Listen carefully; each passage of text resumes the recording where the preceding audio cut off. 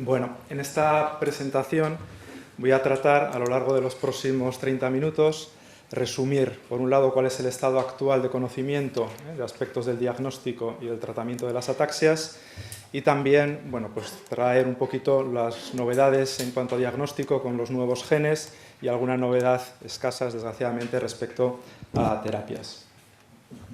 Bien, yo creo que estaremos todos de acuerdo en que realmente llegar a saber el diagnóstico, ¿no?, o el subtipo de ataxia que tiene un paciente que tiene una ataxia degenerativa, pues es una tarea complicada, ¿no? También para las personas como yo que tenemos una mayor dedicación, pues es realmente pues, un trabajo complicado, ¿no? Llegar a alcanzar el diagnóstico que muchas veces, de hecho, no lo alcanzamos. Y esto es así porque hay una enorme heterogeneidad, ¿no?, en las etiologías de las ataxias. Hay más de 200 posibles causas, ¿no?, detrás de un paciente con ataxia, de las cuales más de 100 son ya causas genéticas y prácticamente, pues no cada semana, pero igual casi cada mes, ¿no?, tenemos un gen nuevo. A pesar de eso, pues todavía más de la mitad de las ataxias que sospechamos que tienen una base genética, pues están sin tipificar, es decir, el listado de genes va a seguir aumentando muchísimo. Es verdad que las técnicas genéticas de última generación pues nos están facilitando el diagnóstico y cada vez podemos diagnosticar más ataxias genéticas, pero bueno, pues no siempre van a resolvernos el problema diagnóstico y sigue siendo muy importante, bajo mi punto de vista, el fenotipo, ¿no?, que nos puede proporcionar pistas que nos orienten el diagnóstico.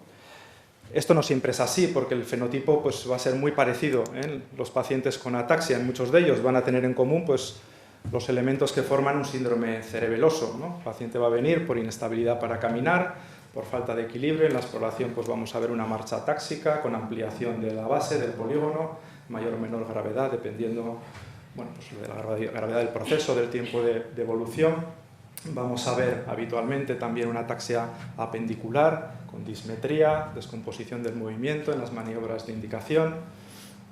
Podemos encontrar también un temblor, habitualmente un temblor cinético, intencional. Podemos ver disdiadococinesia, la maniobra talón-rodilla. Vamos a ver pues, también esta dismetría y esta descomposición del movimiento.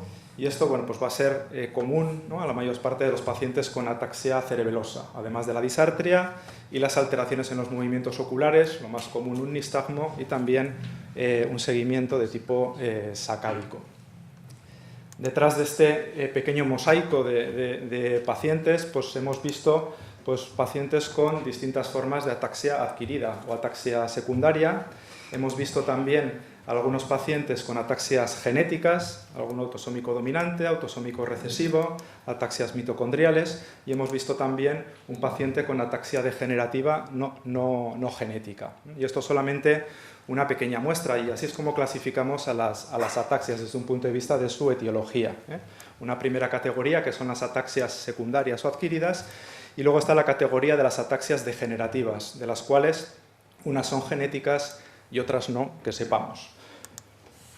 Por tanto, nuestro primer papel va a ser siempre descartar una ataxia secundaria o una ataxia adquirida en un paciente que viene con ataxia, ¿no? Y aquí tenemos que fijarnos mucho en la forma de presentación, si es una ataxia de presentación aguda o es una ataxia de presentación subaguda o crónica, porque las causas pueden ser diferentes. No voy a entrar en detalle porque no hay tiempo en todas las etiologías.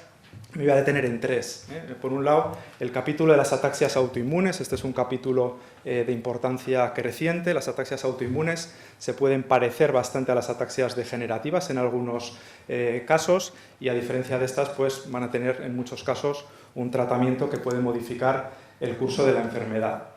Son muchos los anticuerpos asociados a distintos tipos de ataxias autoinmunes. Los mejor conocidos, los clásicos, son los asociados a cáncer, que producen la llamada degeneración cerebelosa paraneoplásica. Estos anticuerpos van frente a antígenos intracelulares. La respuesta a los tratamientos es en general pobre o muy pobre.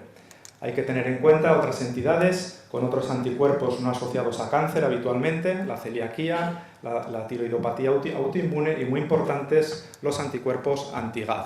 Estos sí que puede responder, la ataxia asociada a estos anticuerpos puede responder y suele responder a la inmunoterapia. En los últimos años pues han ido apareciendo también un número creciente de autoanticuerpos Bueno, algunos son frente a antígenos de superficie neuronal, otros frente a antígenos intracelulares, algunos asocian a cáncer, otros no. Bueno, la relación con el fenotipo es menos clara que en los casos anteriores, pero este es un campo en expansión.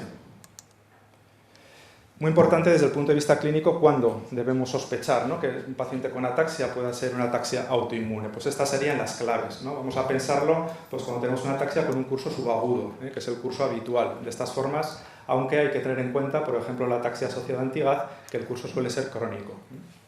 Es habitual en estos casos encontrar inflamación en el líquido cefalorraquídeo, pleocitosis y también a veces bandas oligoclonales.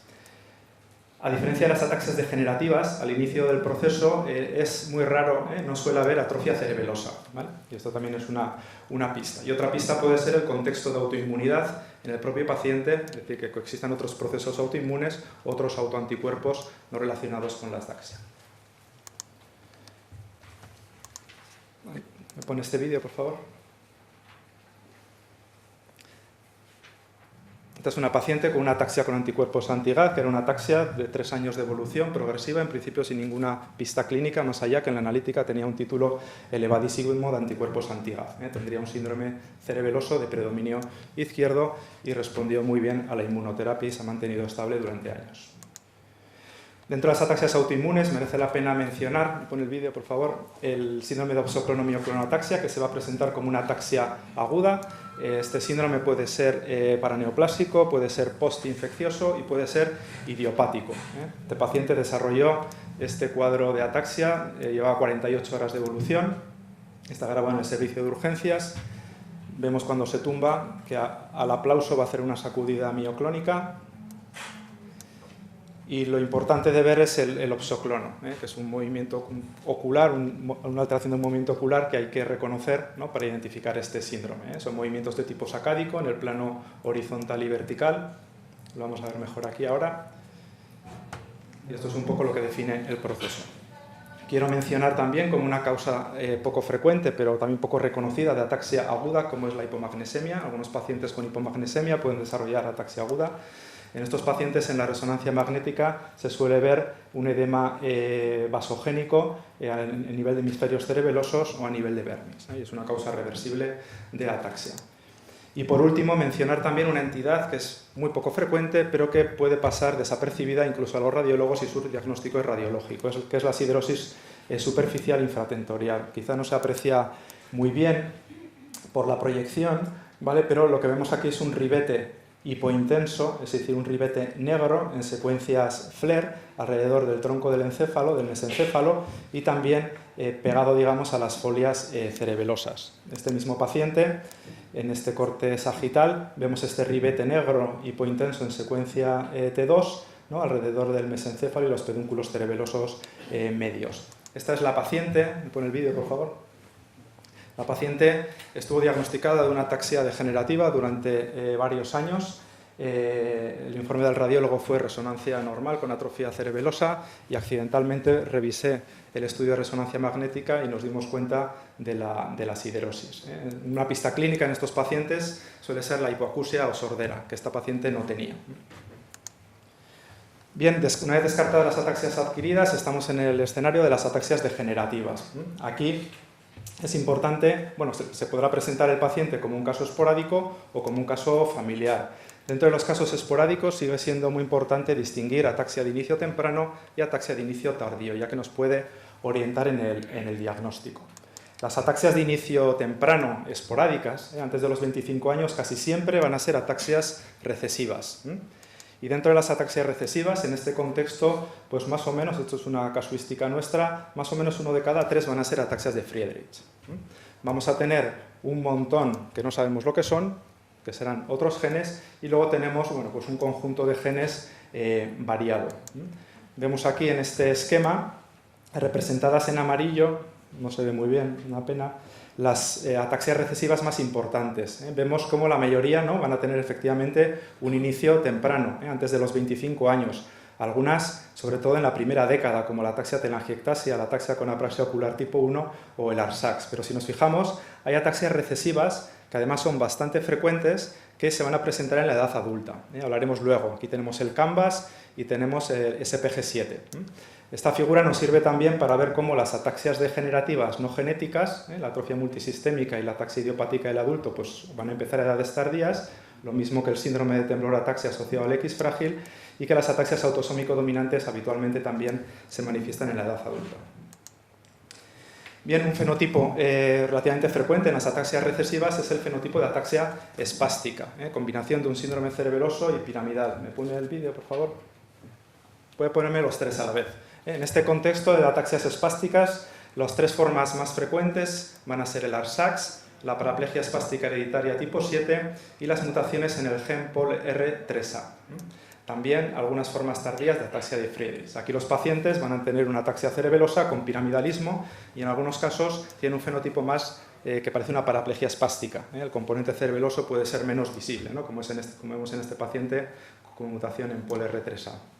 En estos pacientes podemos tener algunas pistas en los estudios de neuroimagen. Por ejemplo, en el ARSAX es característico encontrar una hiposeñal horizontal, así de forma lineal, a nivel pontino. Y en los pacientes con mutaciones en POLR3A, el 80%, vamos a encontrar un aumento de señal, una hiperintensidad en secuencias T2 y FLAIR en el pedúnculo cerebeloso superior. Lo vemos aquí con la flecha y lo vemos aquí también en este corte axial. Esto nos puede ayudar. Otra combinación frecuente dentro de las ataxias recesivas es la combinación ataxia con polineuropatía sensitivo-motora, sobre todo motora. ¿Vale? Aquí tenemos... hay casos que se asocian además a apraxia ocular, son las ataxias con apraxia ocular. ¿Me pone el vídeo, por favor, el primero? Este es un paciente con ataxia con apraxia ocular tipo 1. Vemos cómo es incapaz de iniciar los movimientos oculares sacádicos, en este caso hacia el lado derecho. Tiene que utilizar el reflejo oculovestibular para poder dirigir la mirada hacia los lados. Además, tenía una polineuropatía motora muy grave. Ponemos el siguiente vídeo. Esta chica tiene una ataxia con apraxia ocular tipo 4. Ella sí que puede iniciar las sacadas, pero las sacadas son muy hipométricas, y el movimiento sacádico aparece fragmentado. Este es otro tipo de apraxia ocular. Hay neuropatía sensitivo-motora también en la ataxia telangiectasia, como vemos en esta fotografía. En este contexto hay biomarcadores en sangre que también nos pueden ayudar. Por ejemplo, en ataxia con apraxia ocular tipo 2 y en ataxia telangiectasia vamos a encontrar niveles altos de alfa-fetoproteína y en la tipo 1 una hipoalbuminemia. Merece la pena detenernos un poquitín más en el síndrome Canvas. El síndrome Canvas, que era un síndrome casi clásico, conocido desde hace mucho tiempo, que combinaban los pacientes pues una ataxia cerebelosa con una neuropatía sensitiva y con una reflexia vestibular, pues hace aproximadamente 2-3 años, pues hemos sabido que es una enfermedad genética y que es una enfermedad genética autosómico recesiva. Se han identificado expansiones de un pentanucleótido AAGGG en el primer intrón del gen RCC1, expansiones bialélicas. Las dos copias del gen aparece esta expansión. Es una expansión localizada en la profundidad del gen y por eso, pues, hasta que la tecnología no lo ha permitido, pues no ha sido posible identificar a estos pacientes. Insisto, estos van a ser pacientes que se van a presentar en la edad adulta. En los pacientes vamos a tener un síndrome cerebeloso muy importante y muy constante, casi siempre, por no decir siempre, va a haber una neuropatía sensitiva, una neuronopatía sensitiva, una ganglionopatía sensitiva y habitualmente también, aunque no siempre, una reflexia vestibular. Un dato clínico también muy útil para orientar el diagnóstico es la tos. Estos pacientes suelen tener tos crónica en forma de accesos muy frecuentes que a veces preceden en años o en décadas el inicio de la ataxia. ¿Me pone el vídeo, el primero, con audio? No, el de abajo.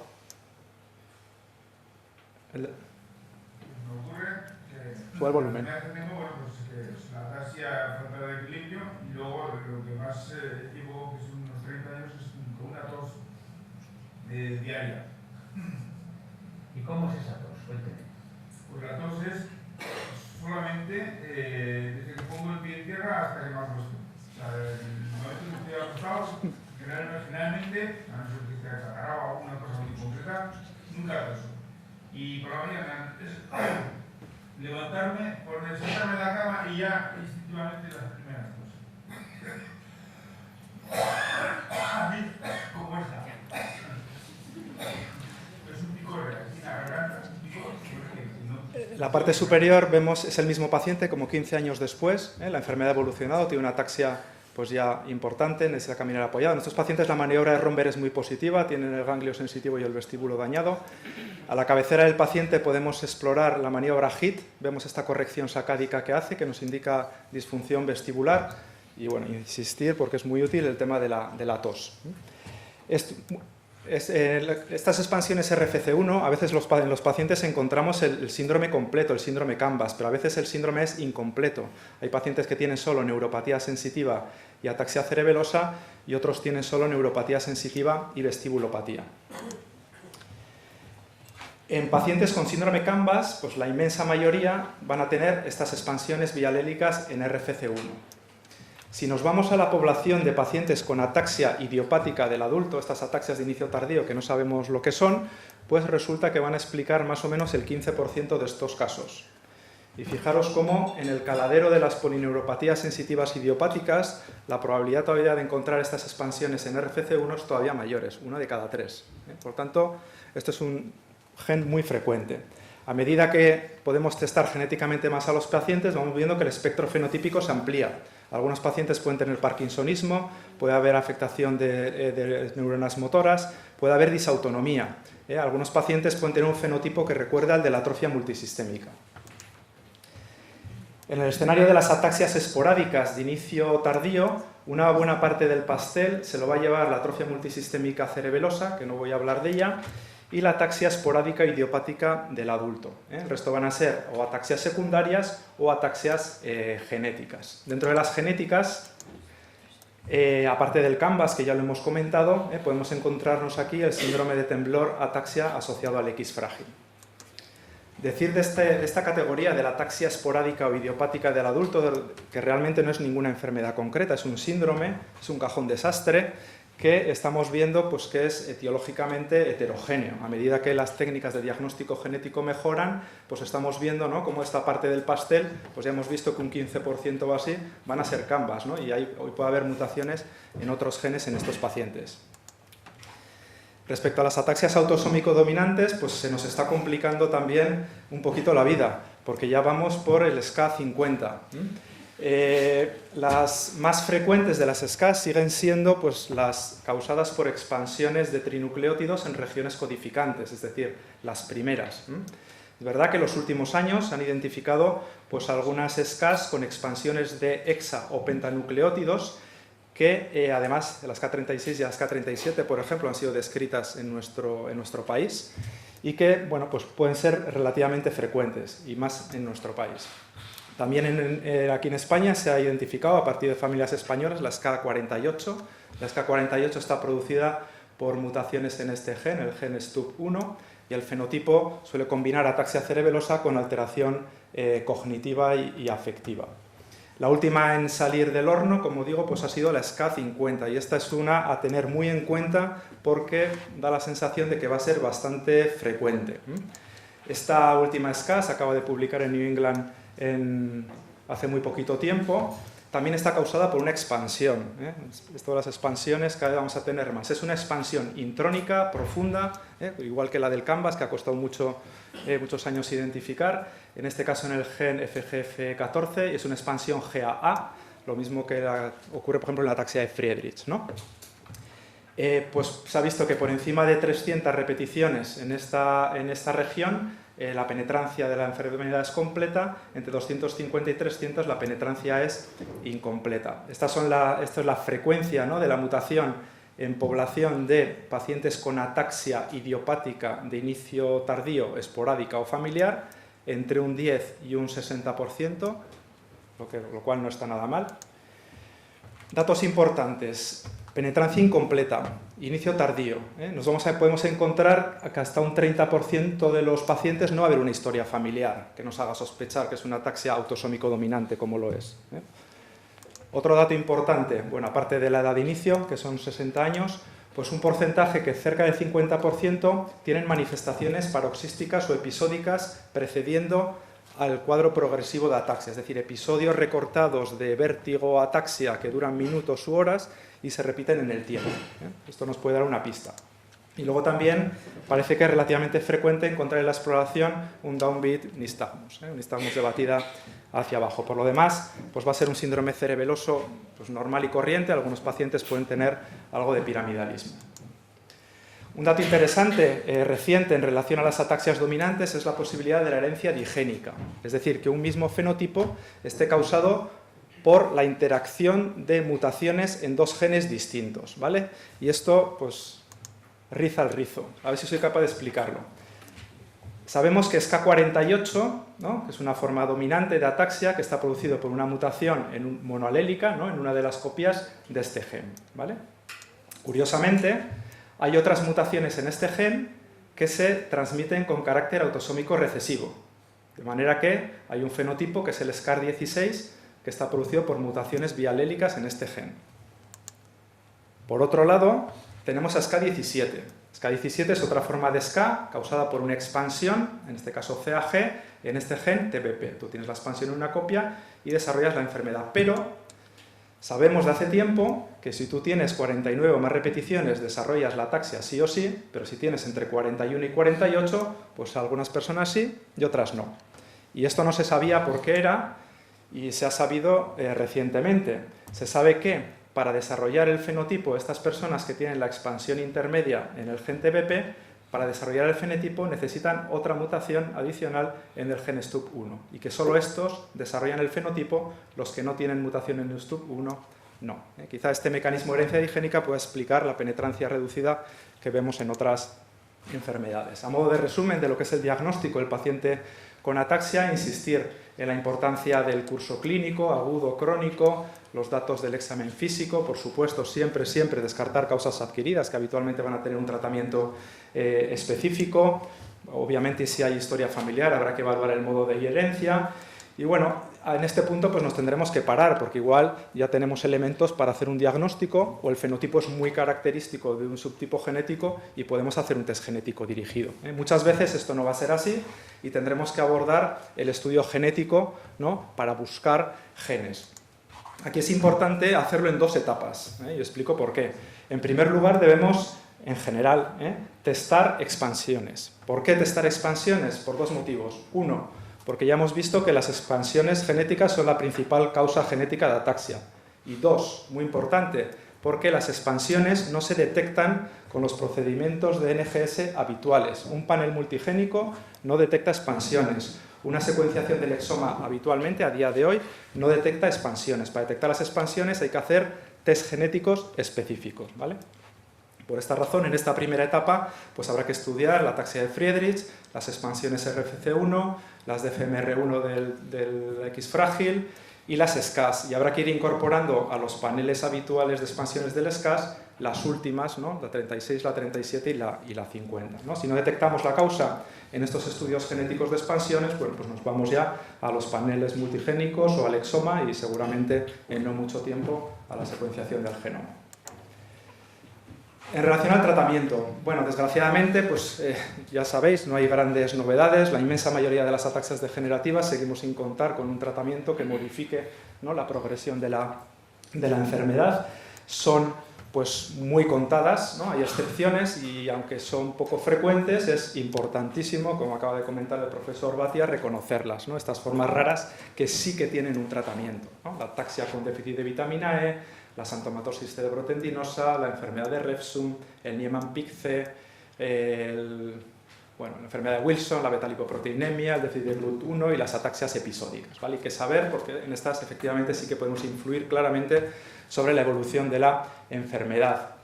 Volviendo al fenotipo, pues a veces tenemos pistas fenotípicas que realmente nos llevan a una de estas formas tratables. Este es un paciente que yo seguí durante varios años, le tuve erróneamente diagnosticado durante 2 o 3 años de ataxia degenerativa idiopática y de repente un día en la consulta, pues yo no sé si no se lo había explorado antes, le exploro, ¿me pone el vídeo por favor?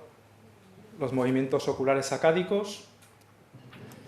Haciendo el seguimiento lento, él tenía un rango de movimientos normales en el plano vertical y en el plano horizontal, pero al pedirle que haga unas sacadas verticales, hacia arriba lo hacía bien, para hacia abajo no puede. Hacia arriba bien y para abajo no puede, hace como un movimiento de zigzag, ¿vale? Ahí lo vemos mejor. bueno, pues había una parálisis supranuclear de la mirada vertical. Esto era altamente sugestivo de un Niemann-Pick-C, el estudio genético lo confirmó y pudimos iniciar tratamiento con miglustat. Se han ensayado y se están ensayando, lógicamente, pues muchos tratamientos, hay muchos ensayos clínicos, pero bueno, realmente nada que de momento, a nivel farmacológico, bueno, había algún ensayo clínico que había proporcionado evidencia de clase 1 de que quizá el riluzol, bueno, era un estudio con pocos pacientes, con una población diana un poco heterogénea, pero bueno, parecía que tenía resultados positivos. Desgraciadamente se ha publicado el año pasado pues, un ensayo clínico ya mejor hecho, con una N mayor, en una población diana más homogénea de pacientes con SK2 y bueno, pues se ha mostrado ineficaz, ¿no? Bueno, el tema de la rehabilitación, fisioterapia, pues a ver, todos tenemos la sensación, pacientes y profesionales, de que es útil. El problema es que no sabemos en qué medida es útil, no sabemos cuál es la intervención que es más útil, no sabemos durante cuánto tiempo, no sabemos la eficacia a largo plazo. Las evidencias que hay de los estudios pues es en general bastante pobre. Bueno, ahí empieza a haber algún estudio mejor, hay un estudio más reciente que habla un poco de la utilidad de la de rehabilitación intensiva, pero fijaros, durante un periodo de 4 semanas, bueno, en una población pues también un poco heterogénea, es decir, nos falta un poco evidencias. Bueno, se está explorando también la neuromodulación, estimulación cerebral magnética, transcraneal, estimulación anodal, cerebelosa. Volvemos un poco a lo mismo, Ns en general muy pequeñas, bueno, tiempo corto, muchas veces la población diana bastante heterogénea y por tanto pues difícil sacar conclusiones sobre la eficacia de estos procedimientos que se siguen explorando. Quizás uno de los fármacos en el horizonte más cercano que pudiera llegar es la omaveloxolona para la ataxia de Friedreich. Este es un fármaco que lo que hace es un activador del NRF2, que bueno, de alguna manera esto pues, consigue restablecer un poco el funcionamiento mitocondrial, al menos en fibroblastos de pacientes con ataxia de Friedreich. Se publicó el año 2021 un ensayo clínico fase 2 que mostraba a 48 semanas, ¿no?, unos resultados positivos en el brazo tratado comparado con el placebo en una escala de gravedad de ataxia. Un poco en esta línea se ha publicado también más recientemente un estudio de extensión en el cual bueno, el brazo que inició el tratamiento con placebo, la línea superior, bueno, se incorporó al grupo tratamiento y se ve cómo pues, a largo plazo, a 144 semanas, pues, se sigue manteniendo esta diferencia de eficacia. Es decir, el inicio diferido no logró que estos pacientes recuperaran o alcanzaran a los que habían iniciado el tratamiento precoz, bueno, lo cual es un argumento a favor de ese posible efecto modificador del curso de la enfermedad. El fármaco actualmente está en revisión por la FDA para su aprobación. Lo que nos va a venir, bueno, pues hay bastantes esperanzas puestas, lógicamente, pues en todo lo que se acerque a las terapias génicas, ¿no? Cuanto más cerca estemos del gen en estas enfermedades genéticas, más cerca estaremos de resolverlas, ¿no? Con los oligonucleótidos antisentido, por ejemplo, pues hay mucha evidencia preclínica en las SCAS, mucha evidencia de que la estrategia puede funcionar y funciona en los modelos preclínicos. Y recientemente pues están empezando ya a entrar en la fase clínica. Hay un ensayo clínico en SK3 con un oligonucleótido antisentido. En estas enfermedades, bueno, las SCAS el objetivo es inactivar, ¿no? o hacer evitar que se produzca, ¿no?, la proteína que tiene el tracto de poliglutamina expandido. También hay bastante evidencia preclínica, ¿no?, en terapias génicas con virus, con vectores virales. Todavía no hay ningún ensayo clínico en marcha. Y también en fase preclínica, pero en lo cual hay muchas esperanzas puestas, son los diferentes procedimientos de edición genética, que yo creo que, bueno, pues que en un futuro quizás más a largo plazo, pues por ahí vendrán, ¿no?, la solución a estas enfermedades genéticas. Nada más, a modo un poco de conclusión, decir que en el campo genético se nos está complicando bastante la vida en el campo diagnóstico para bien. Se nos complica porque cada vez tenemos que lidiar con un mayor número de genes y se hace realmente difícil, y digo para bien porque pues, también nos permite alcanzar el diagnóstico en muchos pacientes, que aunque parezca que no, es algo que reconforta bastante a las familias, no ya tener un tratamiento, pero al menos saber qué enfermedad tienen es algo bastante reconfortante para ellos, pero sin duda lo que falta, ¿no?, como en otras enfermedades degenerativas, es encontrar algo que realmente las frene. Muchas gracias.